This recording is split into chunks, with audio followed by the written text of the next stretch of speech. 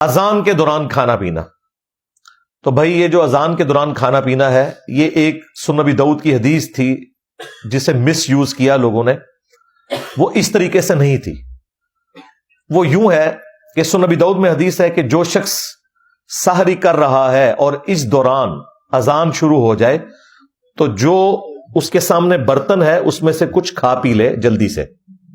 یعنی وہ جو ٹرانزیشن پیریڈ ہے اس دوران.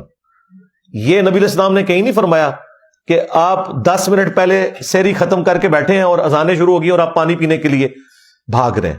آپ کا روزہ نہیں ہوگا. یہ اس شخص کے لیے ہے کہ مثلا 5:05 پہ اس نے سحری شروع کی اور 5:10 پہ ختم سحری ہو رہی ہے.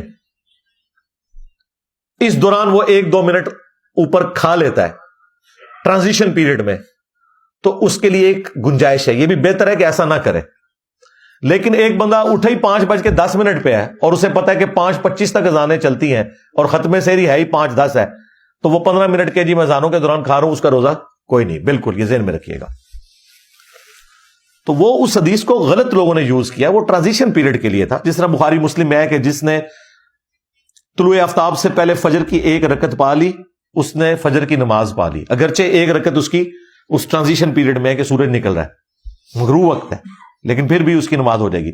اس طریقے سے اسی حدیث میں ہے جس نے غروب آفتاب سے پہلے عصر کی 1 رکعت پا لی، اس نے عصر کی نماز پا لی، اگرچہ اس کی 3 رکعتیں مغرب کے وقت میں. تو یہ ٹرانزیشن پیریڈ کی بات ہو رہی ہے، یہ ذہن میں رکھیے گا.